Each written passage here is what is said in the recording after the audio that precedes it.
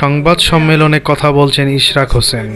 দলিল অথবা আদেশ, ট্রাইব্যুনাল রায় 27 মার্চ 2025, ইশরাক হোসেন বৈধ মেয়র।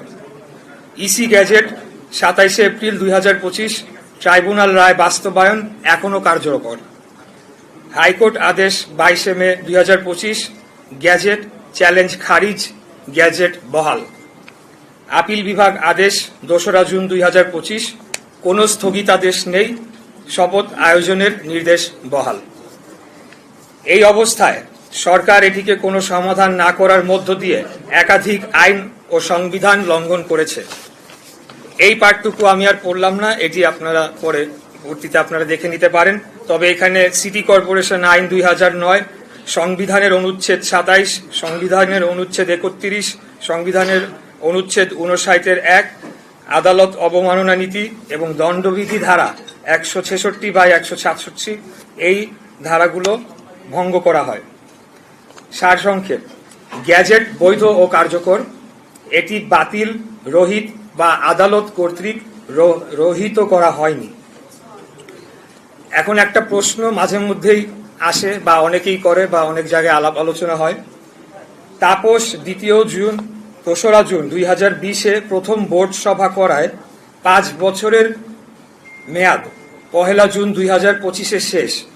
এতে কি 2025 সালের গ্যাজেট মেয়াদ উত্তীর্ণ বা আইনের ভাষায় ইনফ্র্যাকচুয়াস হয়?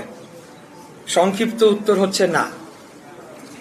একটি গ্যাজেট শুধুমাত্র তখনই অকার্যকর হয় যখন সরকার তা প্রত্যাহার, প্রতিস্থাপন বা আদালত তা রদ করে। এগুলো কিছুই ঘটেনি। ইনফ্র্যাকচুয়াস ঘোষণা আদালতের নির্দেশ। যেহেতু প্রতিকার হিসেবে প্রতীকী শপথ, ক্ষতিপূরণ এবং ঘোষণা এখনো পাওয়া সম্ভব এবং বিষয়টি মুট, যেটি আদালতের ভাষায় হয়নি। ঢাকা দক্ষিণের সর্বস্তরের জনগণের যৌক্তিক আন্দোলন।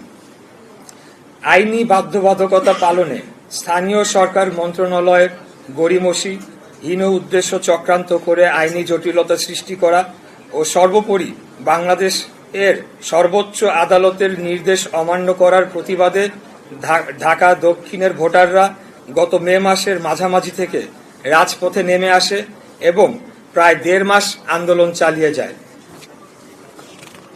এই আন্দোলন চলাকালীন সময়ে এক পর্যায়ে বৈধ মেয়রের দায়িত্ব গ্রহণ না করার ফলে ঢাকা দক্ষিণ সিটির কর্মচারী ইউনিয়ন এবং অন্যান্য ইউনিয়ন কর্মবিরতিতে যায়।